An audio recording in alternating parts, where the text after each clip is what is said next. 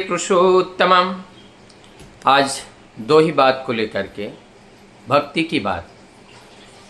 हम अपने आदर्श के प्रति भक्ति कैसे बढ़ाएं। पहली बात तो भक्ति है क्या चीज़, दो बातें हम जानें। भक्ति क्या है और भक्ति कैसे बढ़ता है। किसी वस्तु के प्रति या इस सृष्टि के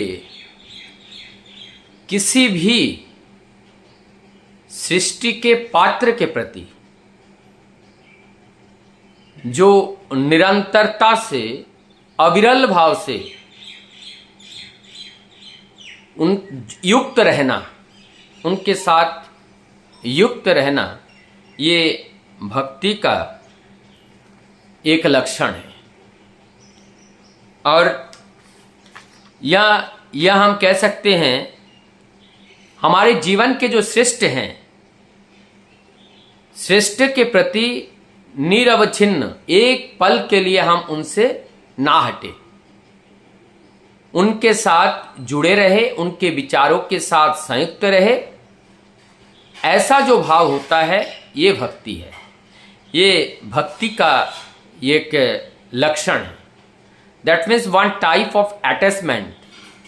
जैसे मछली पानी के बिना नहीं रह सकते हैं, जीव वायु के बिना सांस ना लेकर जीवन धारण करके रह नहीं सकते हैं, छोटा बच्चा माँ के दूध के बिना जैसे नहीं बच सकते हैं, ठीक इसी प्रकार से इस धरती के जितने भी इसेंशियल पार्ट है, इस धरती के सृष्टि को जीवंत रखने के लिए जरूरी है।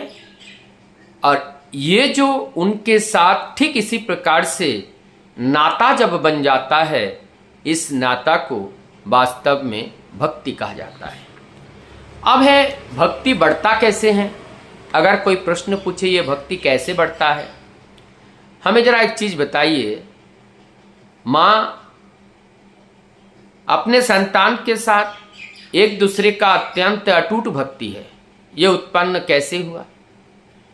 माँ ने संतान को गर्भ में पाला, उनके लिए कष्ट सहन किया, निरंतर कष्ट सहन करते हुए भी उनको पालता रहा। बड़े हुए तब भी दिन रात एक करके, ठंडी गर्मी को दरकिनार करके उनके सेवा में निरंतर जुटे रहे, उनकी विषम परिस्थितियों में उनके पास खड़े रहे। और तब जा कर के वो शिशु जो कुछ भी नहीं बोल पाते हैं, केवल मिट्टी का एक ढेले के समान, उठाओ तो उठते हैं, खिलाओ तो खाते हैं, और उसको साफ सुथरा करो तो होगा, ना करो तो वैसा है वैसे रहेगा। तो इनके प्रति जो कर्तव्य हैं, इनको जीवंत रखने के लिए उस कर्तव्य के माध्यम से एक योग सूत्र या अटैचमेंट क्रिएट हुआ। और ये जो योग सूत्र हैं, इसी को ही योग कहते हैं।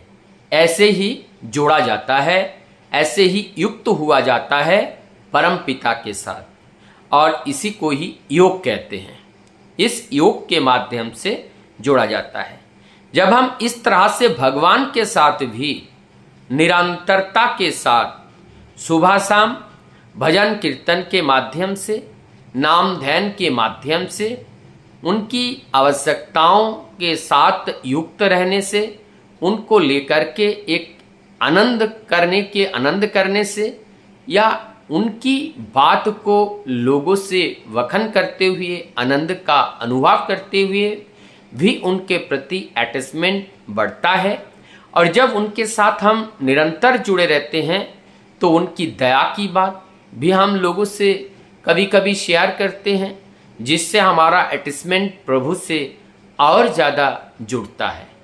अब ये कहते हैं कि भक्ति भी कई प्रकार के होते हैं। छल भक्ति होते हैं, कपटी भक्ति होते हैं, वास्तव भक्ति होते हैं।